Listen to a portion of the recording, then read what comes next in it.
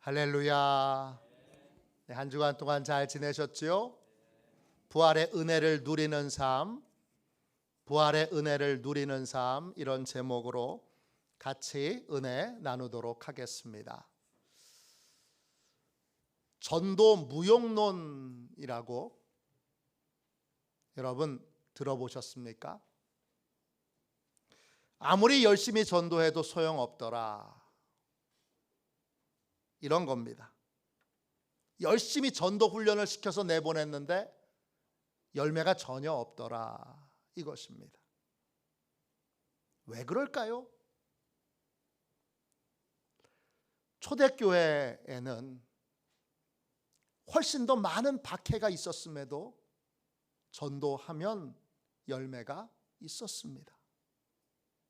예수 믿으면 죽는데도, 집안에서 쫓겨나는데도 예수 믿는 사람들이 생겼습니다. 왜 그때는 되는데 지금은 안 될까요? 여기에 우리가 중요한 사실 하나를 깨달아야 합니다. 우리에게 초대교회 성도들과 달리 한 가지 빠진 게 있습니다. 우리는 복음의 진리를 깨닫고 나서 바로 전도하러 나갑니다. 그런데 이 복음의 진리를 깨닫고 전도하러 나가는 그 사이에 한 가지가 빠졌습니다. 뭘까요? 복음의 은혜를 누리는 것입니다. 내가 누리지 못하는 복음은 공허한 이론에 불과합니다. 나를 변화시키지 못하고 나를 진짜 행복하게 하지 못하는 복음은 메마른 이론에 불과합니다. 내가 전하는 복음으로 사람이 변화되려면 나는 복음의 은혜를 누리고 있어야 합니다. 오늘 읽은 말씀에 보면 복음의 은혜를 누리는 한 분이 나옵니다. 누굽니까? 요한 1서를 쓴 사도 요한입니다.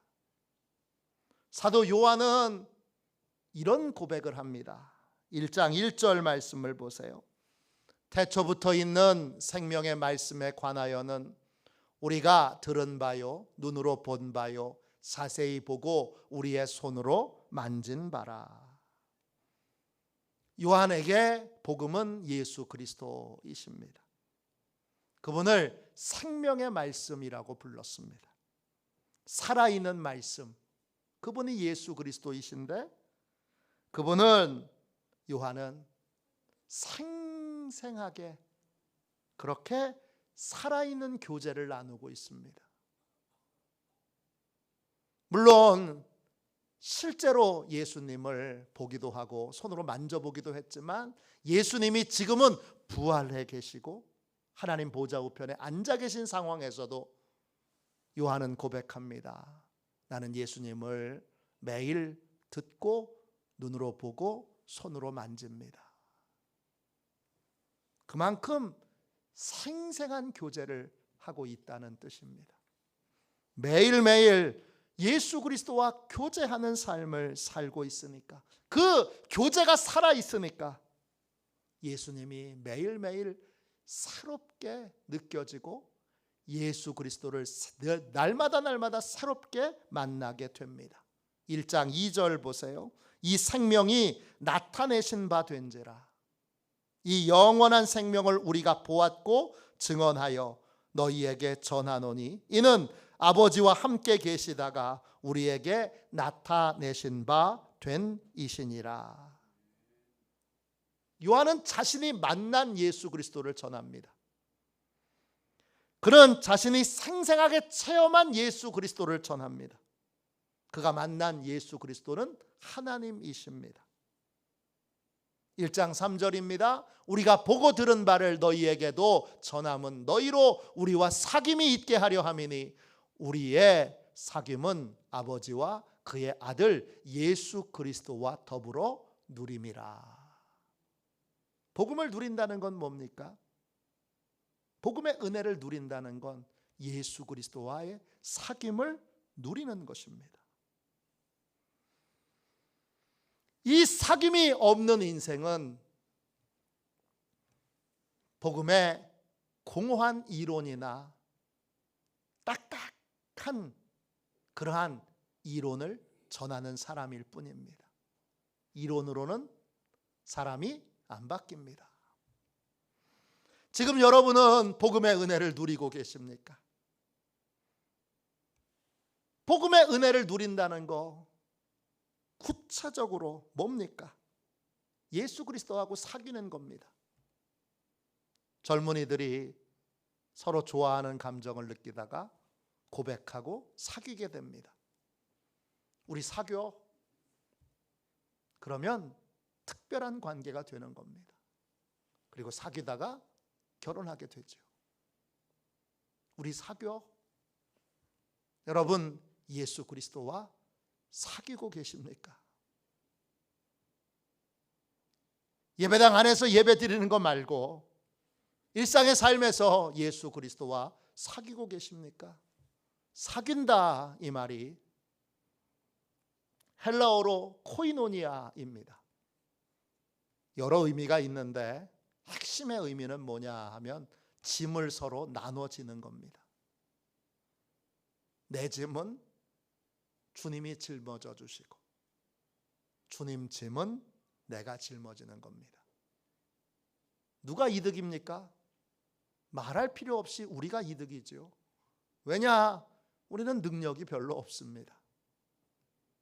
우리는 할 수 있는 게 많지 않습니다. 주님이 우리에게 짐을 주시는 건 영광스러운 일입니다. 나를 충성되이 여겨 나한테 귀한 직임을, 사명을 나눠주시는 겁니다. 영광스러운 거예요. 그러니까 기뻐요. 또요, 내 짐은 주님이 짊어져 주십니다. 내 질병의 짐, 상처의 짐, 실패의 짐, 후회스러웠던 일들에 대하여 그 후회된 일들을 하고 나서 받게 되는 여러 고통과 어려움의 짐, 결국 죄의 짐, 이걸 다 주님이 짊어져 주세요. 우리는 기도로 주님과 사귑니다. 기도가 뭐예요? 주님께 내 짐을 맡기는 거고, 또 나는 주님의 짐을 받는 겁니다. 이게 기도예요. 주님은 모든 사람에게 야, 사귀자, 그리고 우리를 부르십니다. 마태복음 11장 28절입니다. 수고하고 무거운 짐진 자들아 다 내게로 오라. 내가 너희를 쉬게 하리라. 나는 마음이 온유하고 겸손하니 나의 멍에를 메고 내게 배우라. 그리하면 너희 마음이 쉼을 얻으리니 이는 내 멍에는 쉽고 내 짐은 가벼움이라 하시니라. 무거운 짐을 짊어지고 있는 인생, 책임감에 짓눌린 인생, 사단이 끊임없이 네 책임이야, 네 책임이야, 네 책임이야 말하는 그 사단에게 끊임없이 시달리는 인생들에게 주님이 말씀하십니다. 와라, 와, 내가 쉬게 해줄게. 주님은 무거운 짐을 짊어지고 있는 인생들을 부르십니다. 그래서 여러분 왔잖아요. 쉼을 얻으셨습니까? 교회 나오니까 여러분 쉼을 얻게 되던가요?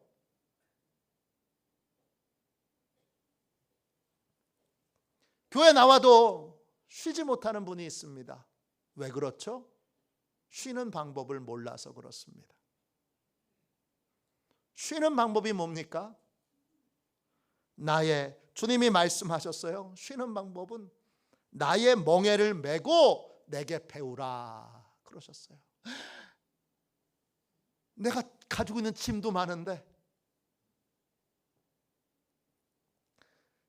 이걸로 짓눌려 가지고 주님께 나왔는데 주님이 자기 멍에를 또 매라고 하시네요. 그런 게 아닙니다. 뭐죠? 내 모든 짊어져 있는 짐은, 내 책임은 주님이 다 맡으셔서 주님이 책임져 주시고, 그리고 주님이 가지고 계신 사명을 일부 나한테 주셔서 나보고 그걸, 주님의 짐을 함께 지고 가자는 것입니다. 내 짐은 그대로 있는 게 아니라 주님이 짊어지십니다. 언제 짊어지시죠? 내가 믿음으로 주님의 짐을, 주님의 멍에를 맬 때입니다. 교환이 되는 거예요. 주님의 멍에는 뭐죠? 주님의 사명입니다. 주님의 사명이 뭐예요? 가장 기본적인 사명은 영혼을 구원하는 것입니다. 영혼 구원을 위해서 기도하는 것, 그거 주님의 사명인데, 그거 주님의 사명이라고 하지 않고 이거 주님의 사명이니까 내 사명이야, 내가 해야 될 일이야, 그렇게 받아들일 때 내가 멍에를 매는 겁니다. 영혼 구원을 위해서 전도하는 거, 그거 주님이 하시는 일이야, 주님이 해야 될 일이야. 그리고 내 일 아니야, 그러지 않고 주님의 일이니까 이 일은 내 일이야, 전도해야 되는 건 내가 해야 될 일이야 라고 받아들일 때 주님의 멍에를 매는 것입니다.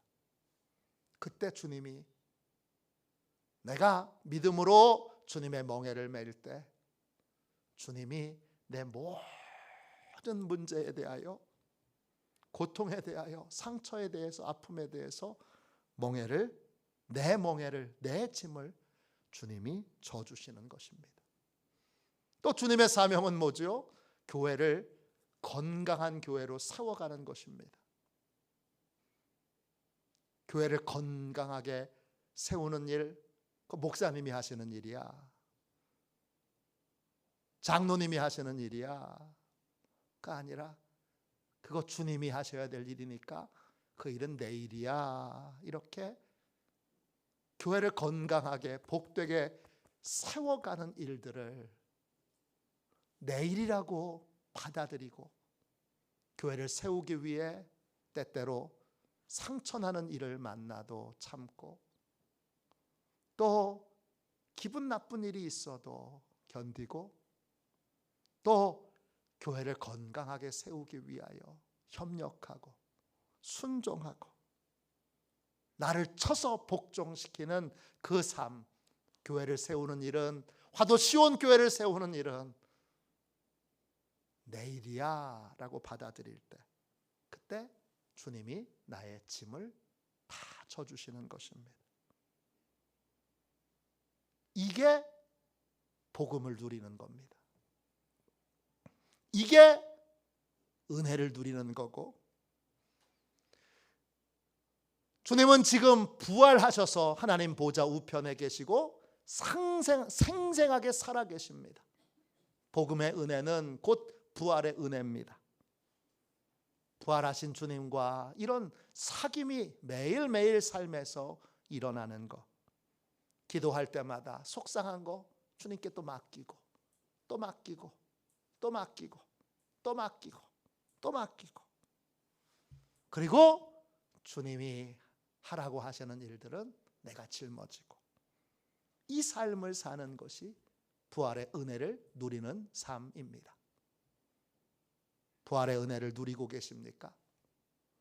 부활의 은혜를 누리는 복된 시온의 가족들이 다 되시기를 주님의 이름으로 축원합니다.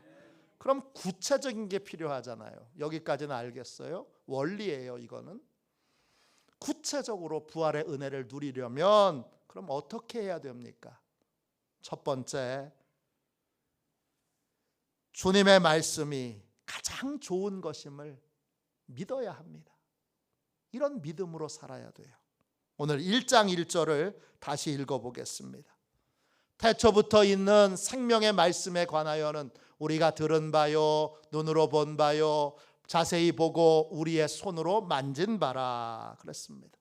예수님이 누구십니까? 생명의 말씀이에요. 살아있는 말씀이에요. 말씀이라고 하는 말이 헬라어로 로고스예요. 뜻은 결론이 되는 말씀이에요. 주님이 결론이에요.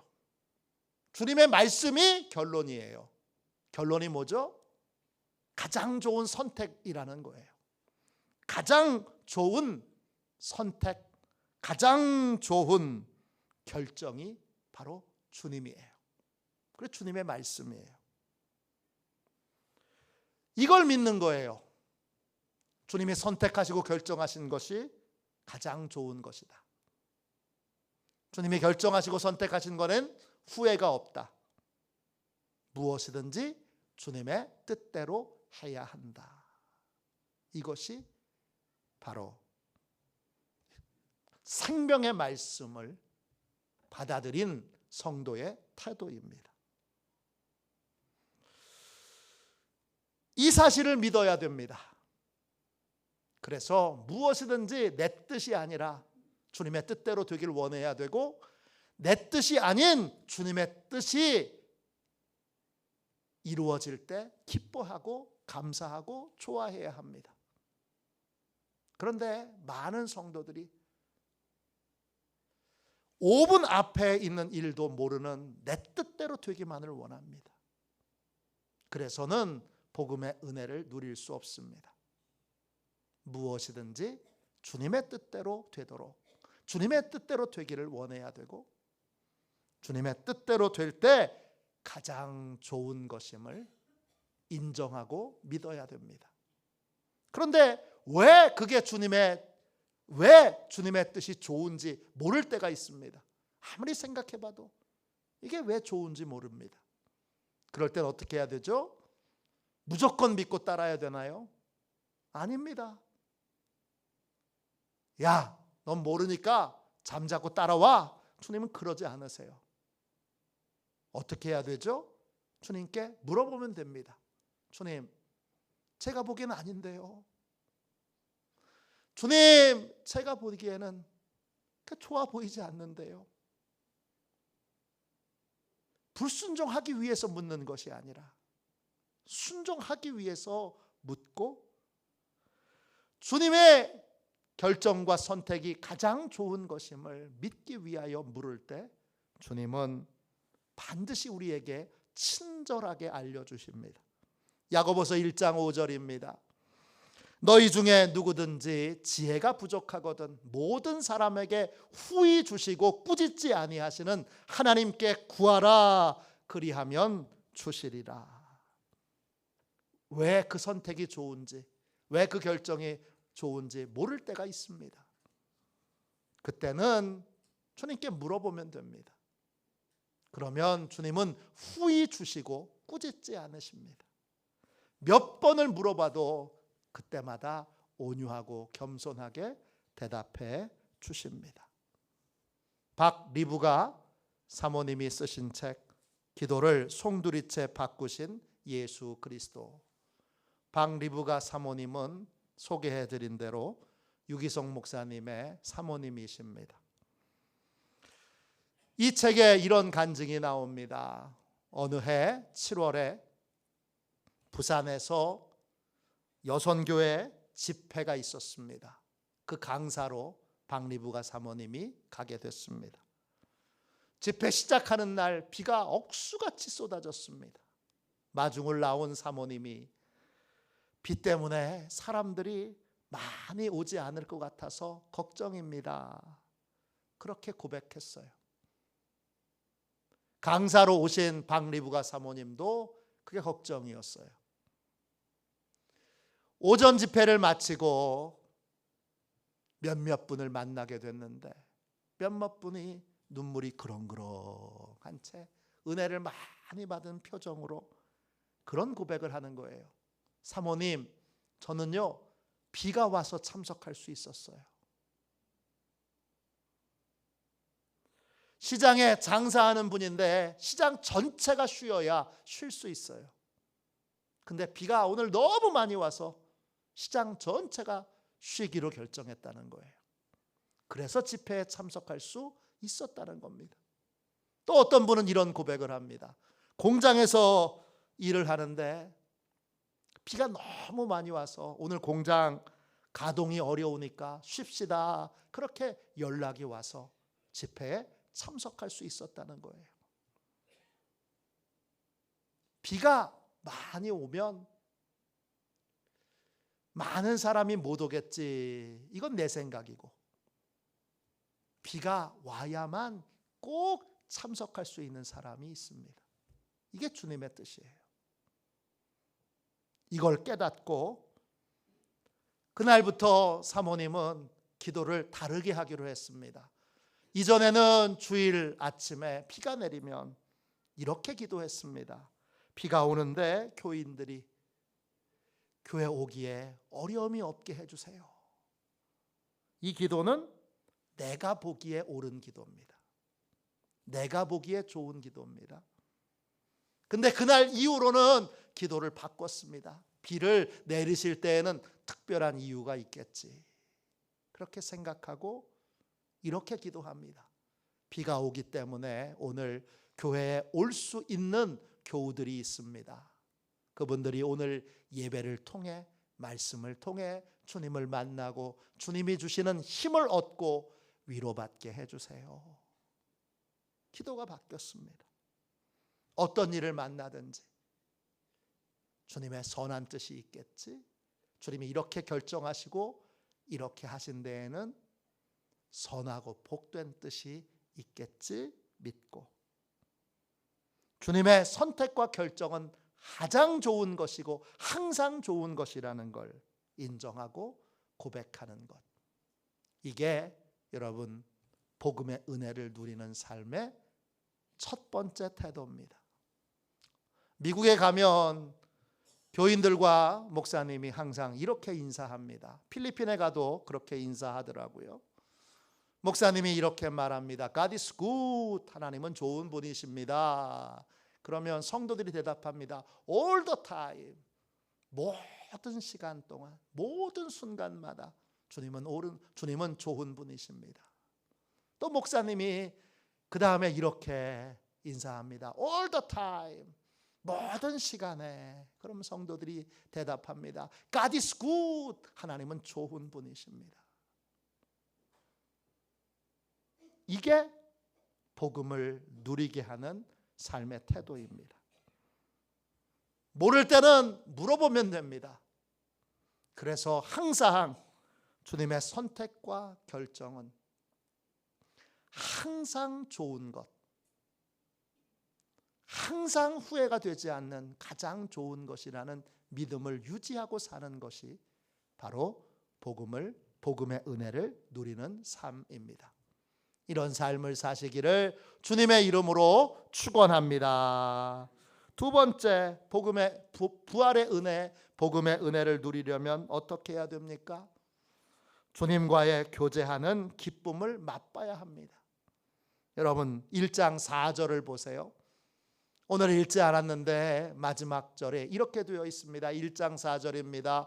우리가 이것을 쓰면 우리의 기쁨이 충만하게 하려 함이라. 예수 그리스도와 사귀면, 주님과 사귀면, 주님과 짐을 나눠지면 우리에게 기쁨이 생깁니다. 어떤 기쁨이 생기느냐? 주님이 나를 믿고 충성되이 여겨 일을 맡기셨구나. 이를 주님의 멍에를 매는 기쁨이 있습니다. 또 주님께 내 죄의 짐, 내 인생에서 후회되는 여러 실수의 짐, 질병의 짐, 고통의 짐, 상처의 짐, 또 자녀를 잘 양육해야 되는 짐들을 다 맡길 때에, 그럴 때 기쁨이 있습니다. 문제가 해결돼서 기쁜 게 아니라 주님을 만나서 기쁘고 주님과 짐을 나눠질 수 있어서 기쁜 겁니다. 추운 겨울에 새벽 기도를 나오던 한 여자 권사님이 입에서 이런 말이 툭 튀어나왔습니다. 남들은 집에서 편하게 자는데 나만 팔자가 사나워서 이 추운 새벽에 나와서 기도하네. 왜 이런 고백을 하죠? 초점이 문제 해결에 맞춰져 있기 때문입니다. 교제하는 기쁨, 만나는 기쁨, 짐을 나눠지는 기쁨, 그런 기쁨이 아니라 주님 빨리 해결해 주세요. 주님 빨리 해결해 주셔서 새벽 기도 안 하고 기도 좀 안 하고 편안하게 집에서 좀 오래오래 자도록 빨리 좀 해결해 주세요. 문제 해결에만 관심의 초점이 맞춰져 있기 때문입니다. 기쁨은 주님을 만나는 데 기쁨이 있고 주님과 짐을 나눠지는 데 기쁨이 있습니다. 그 기쁨으로 주님을 만나면 그러면 자연스럽게 응답은 오는 거고 자연스럽게 문제 해결은 오는 것입니다. 반대의 경우도 있습니다. 주님과의 교제의 기쁨을 아는 분이 있습니다. 학교 선생님인데 새벽 기도 참석했다가 꼭 학교에 이제 출근합니다. 이 선생님은 이런 고백을 합니다. 저는 새벽 기도 오는 게 누가 제게 억만금을 주는 것보다 더 좋아요. 새벽 기도 못 오는 날이 세상에서 제일 속상한 날이에요. 어떻게 이런 고백을 하죠? 주님과 교제하는 기쁨을 맛봤기 때문입니다. 이분은 문제 해결에 집착하지 않습니다. 이런 분들이 문제가 없겠어요? 이분에게도 문제가 있지만 주님과 교제의 기쁨 가운데 살다 보면 문제는 자연스럽게 해결된다. 이렇게 믿고 주님과 침을 나눠주는 기쁨, 그 기쁨으로 매일매일 새벽을 지키는 기도자가 된 것입니다. 얼마 전 연세대학교에서 한국교회 선교연구소가 주최하는 세미나가 있었습니다. 제가 거기 좀 관련이 있어서 함께 참여했습니다. 주제는 빌리 그레이엄 전도 설교와 기독교 부흥이라고 하는 주제고, 강사는 영국 에버든 대학교의 케네스 제프리였습니다. 역사학과 교수입니다. 빌리 그레이엄은 20세기에 가장 많은 사람에게 복음을 전한 분입니다. 70년 동안 사역을 하셨는데 185개국에 가서 2억 1,500만 명에게 복음을 전했습니다. 그의 설교로 결신한 사람이 무려 320만 명입니다. 이 제프리 교수의 강해를 쭉 듣고 나서 제가 큰 감동을 받았어요. 감동받은 부분은 그거예요. 빌리 그레이엄이 하나님 앞에 이렇게 귀하게 쓰임받을 수 있었던 건 그의 잘생긴 외모나 설교도 얼마나 열정적으로 해요. 그의 열정적인 설교가 아니라는 거예요. 뭐냐? 그분에게 제일 중요했던 것, 예수 그리스도와의 생생한 교제였다는 거예요. 얼마나 사람들이 많이 왔냐? 여기 관심이 없어요. 얼마나 사람들이 많이 결신했느냐? 관심이 없는 건 아니지만 이게 가장 우선순위가 아니에요. 가장 우선순위는 뭐냐?